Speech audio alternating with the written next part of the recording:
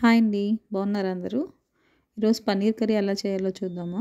సింపుల్గా టేస్టీగా. నేనైతే పన్నీర్ గ్రేవీ ఇలా చేస్తా. మీరు ఎలా చేస్తారో కూడా నాకు చెప్పండి. ఇంకెందుకు లేట్, పన్నీర్ కర్రీ ఎలా చేయాలో చూద్దామా మనం. ఫస్ట్ పన్నీర్ని తీసుకుని ఇలా చిన్న చిన్న ముక్కలుగా కట్ చేసి పెట్టుకోవాలి.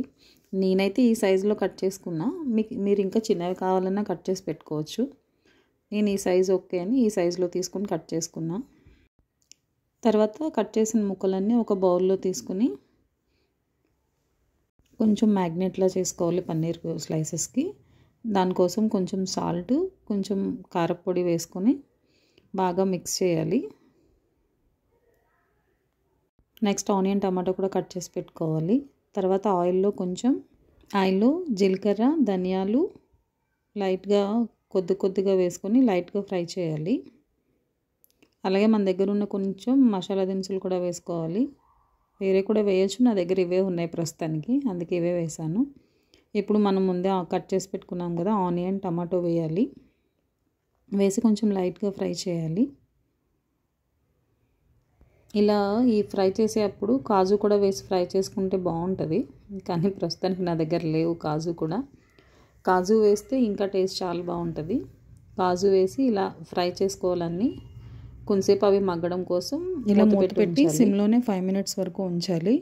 ఇవి ఇలా బాగా మగ్గిన తర్వాత కొంచెం చల్లారబెట్టి మిక్సీ జార్లో ట్రాన్స్ఫర్ చేసుకోవాలి.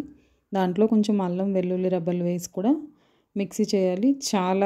పేస్ట్ చాలా మెత్తగా అవ్వాలి పేస్ట్. అప్పుడే మనకి గ్రేవీకి చాలా బాగుంటుంది అది. ఇగో ఇక్కడ చూపించిన విధంగా ఇంత మెత్తగా అవ్వాలి పేస్ట్. మన పన్నీర్ కర్రీకి కావాల్సిన మసాలా అయితే రెడీ అయింది. ఇప్పుడు మనం ముందుగానే కట్ చేసి పెట్టుకొని మ్యాగ్నేట్ చేసాం కదా, ఆ పన్నీర్ ముక్కల్ని ఆయిల్లో కొంచెం లైట్గా ఫ్రై చేసుకోవాలి. కొంచెం ఆయిల్ ఎక్కువ వేసి డీప్ ఫ్రైలో కూడా చేస్తారు చాలామంది, కానీ నేను ఇలా లైట్ ఆయిల్లోనే కొంచెం లైట్గా ఫ్రై చేస్తాను. కొంచెం మెల్లగా కలుపుకోవాలి, లేదంటే పన్నీర్ ముక్కలుగా అయిపోతుంది. పన్నీర్ ఫ్రై అయ్యాక ఇలా బౌల్లోకి తీసి పెట్టుకోవాలి. ఇలా ఫ్రై అయితే సరిపోతుంది లైట్గా. ఎక్కువ ఫ్రై అయ్యాయంటే మన మసాలా ఇది కర్రీలో పన్నీర్ పీసెస్కి తగలదు, పట్టదనమాట. అప్పుడు మనకేం టేస్ట్ అనిపించదు పన్నీర్. ఇప్పుడు అదే కడాయిలో కొంచెం ఆయిల్ వేసుకొని మనం ముందుగా మిక్సీ చేసి పెట్టుకున్నాం కదా, ఈ పేస్ట్ వేసి ఫ్రై చేయాలి. అతుక్కుపోతూ ఉంటుంది, ఆల్రెడీ ఫ్రై అయిన పేస్ట్ కదా, ఆనియన్స్ అవి ఫ్రై అయినాయి కదా, దానివల్ల అంటుకుంటుంది బాగా కడాయికి. మనం దగ్గర ఉండి కలుపుతూ ఉండాలి. చాలాసేపు చూసారా, మసాలా ఇలా అతుక్కుపోతూ ఉంటుంది అన్నమాట, అందుకే జాగ్రత్తగా కలపాలి. ఇప్పుడు ఒక బౌల్లో పెరుగు తీసుకుని దాన్ని కొంచెం ఇలా మిక్స్ చేసుకుని దాంట్లో ఇక్కడ నేను చూపిస్తున్నా కదా ప్యాకెట్, ఎవరెస్ట్ సాహి పన్నీర్ మసాలా, ఆ పౌడర్ వేసి కలపాలి. ఇలా కలుపుకొని ఒక దగ్గర ఉంచుకోవాలి దీన్ని.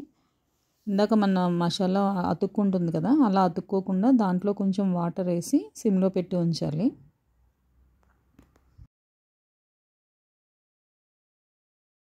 ఇలా పెరుగు వేసుకుని మిక్స్ చేసుకున్న తర్వాత పచ్చిమిర్చిని ఒక 2 చీలికలుగా కట్ చేసుకొని వేసుకోవాలి. ఈ పన్నీర్ గ్రేవీ కోసం పచ్చిమిర్చి ముందే వేయకూడదు. ఇలా మసాలా అంతా ఫ్రై అయిన తర్వాత పచ్చిమిర్చి వేస్తేనే పచ్చిమిర్చి ఫ్లేవర్ కర్రీకి బాగా తగులుతుంది అన్నమాట.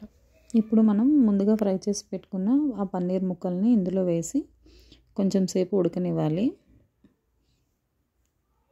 ఇలా ఉడికిన తర్వాత దాంట్లో కొంచెం కసూరి మేతిని ఇలా క్రష్ చేసి వేయాలి. ఫైనల్గా కొత్తిమీర వేయాలి లాస్ట్లో. ఇదండి, మన పన్నీర్ గ్రేవీ రెడీ అయింది. ఫైనల్గా పన్నీర్ గ్రేవీ ఇలా రెడీ అయింది.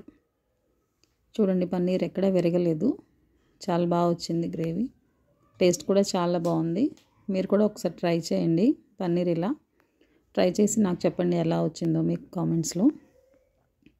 దీన్ని ఇలా రోటీ రైస్లో తింటే చాలా బాగుంటుంది. Thank you for watching.